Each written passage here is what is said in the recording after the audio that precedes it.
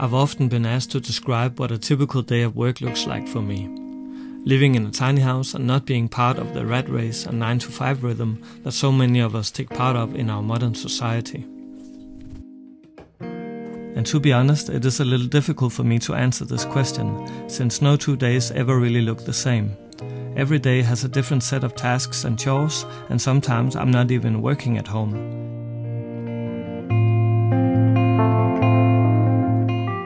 Some days I'm out in the country doing presentations about tiny living, or maybe doing a tiny house building course somewhere.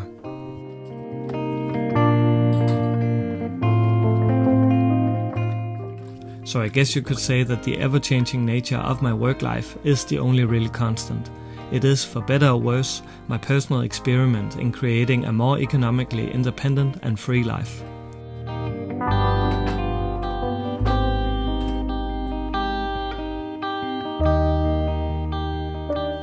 Where low costs of living can be exchanged for the freedom to design the type of life that I want to and dream about, to fill it up with the activities of people that give it a sense of meaning and purpose.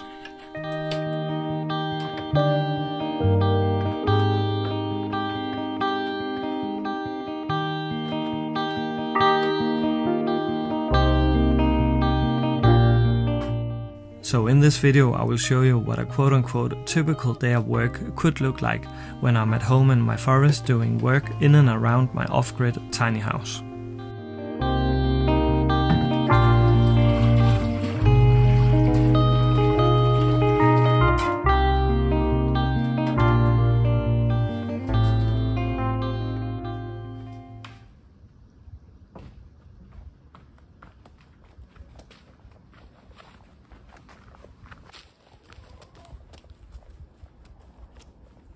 Today my day of work started in the garden after having done some dishwashing, reset the house and fed my 2 chickens with leftover food scraps.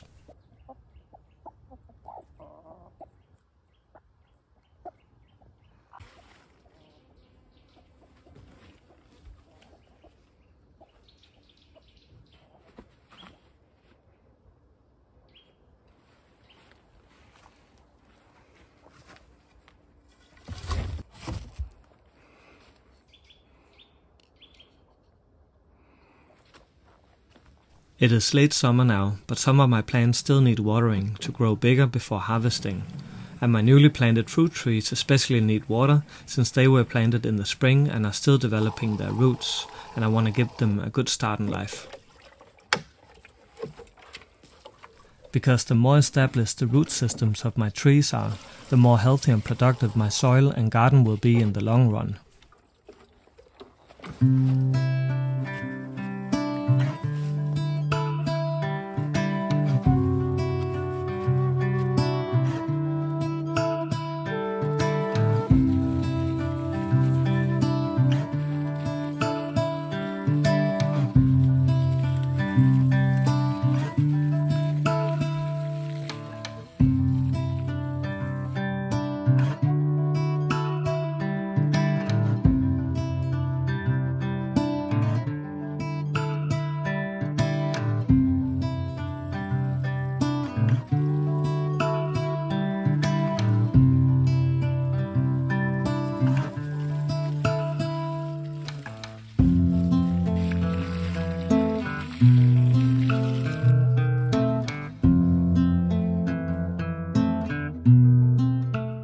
I'm also removing caterpillars from my cabbage and feed them to my chickens. In return, they will do some work for me by providing super intense fertilizer for the garden.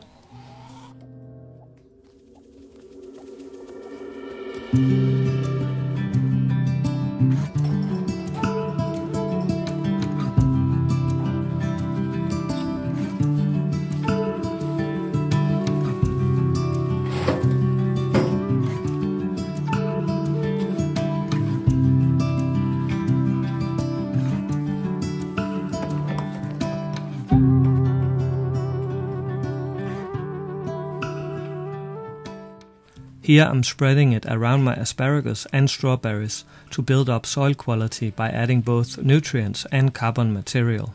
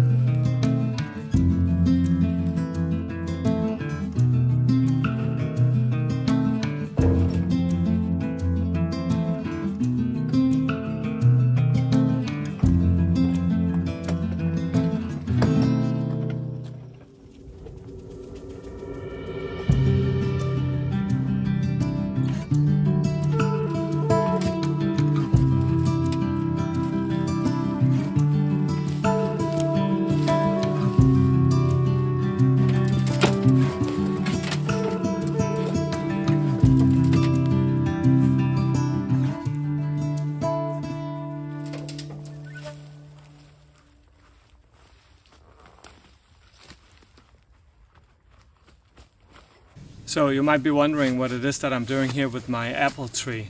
But it is a technique called mulching, where you take some high quality soil, like this half composted soil, and then you put it around the tree, because then you stimulate that the roots grow more like a pancake and not as much like a spike down in the ground, because that's actually how trees normally spread their roots, because when you get the leaves falling down from the other trees, they get the nutrients from those leaves, and that happens all in the surface area around the tree. So that is actually what I'm stimulating right now by making a belt of high quality soil. So actually, if you dig down into this soil, you can see that it's filled with rainworms and microlife, so it's not dead soil, because it's really important when you want to have a regenerative garden that you build up the quality of the soil, and then you can buy soil from the outside, but it is a dead medium with no life in it, no microbacteria, no microlife, no rainworms, no nothing. And in this soil there is a lot of life, so it helps boost the quality of the soil around the tree, and also the microenvironment around the tree. I just took this stick up that was just a supporting stick for the apple tree, and it has been there for a little over a year now, and you can see all the white that has covered the stick. It is actually mycelium. So that is what happens in the soil around a tree, or in the soil generally. Then mycelium will grow, and it's like the internet of the soil that connects all the plants to one another. But you don't have that if you have a poor quality soil, so you need some level of moist and carbon built into the soil, like this black composted material. So that will just boost the overall quality of the soil, and thereby the quality of the plants, the apple trees. So this is what I want to have below the soil, below the surface in my entire forest garden. It is this mycelium layer that connects everything to one another, so that I know that I have a healthy garden. Yeah, so that's what I'm doing right now. Anyways, this apple tree is it's a combination of 3 apples. So I have apples that will ripe in different times during the season. So that just makes for a longer season, and also it saves me a bit of space in a small garden, because I don't need a full tree of one variety of apples. Typically you only need part of what a tree can produce. So it's actually pretty smart to have these family trees, as they are called, where you have different sorts of apples on the same tree. Anyways, gotta get back to work. I have a lot of things to do in the garden today, so here we go.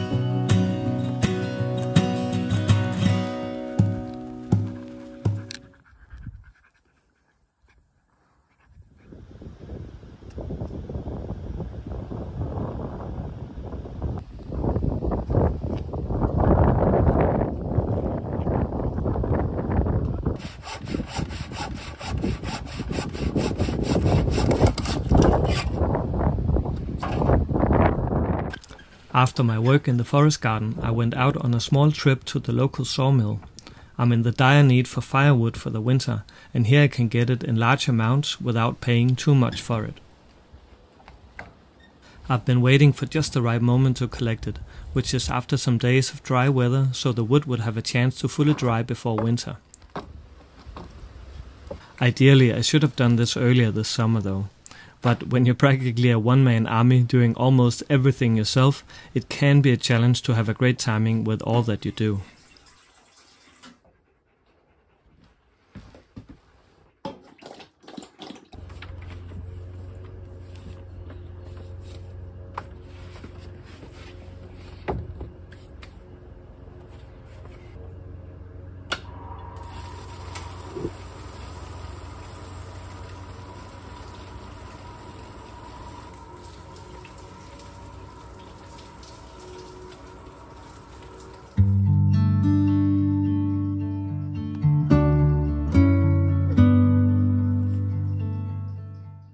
After having stacked all the wood to be sawed up at a later point, time has come to do another task that is also very typical for the season: collecting berries from the garden and making jam.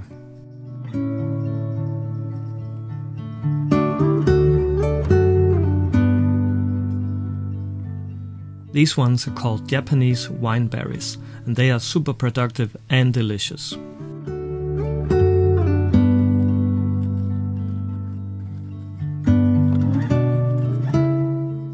Together with other berries like sea buckthorn and blackcurrant, they are a vital part of the food that I preserve for the winter.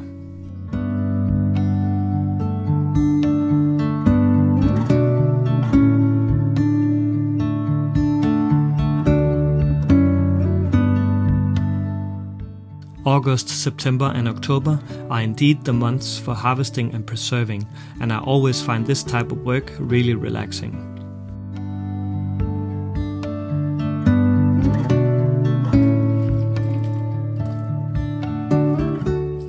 Even though I guess that the thought of all the food that has to be preserved can be the cause of some momentary stress, but that is just part of the job.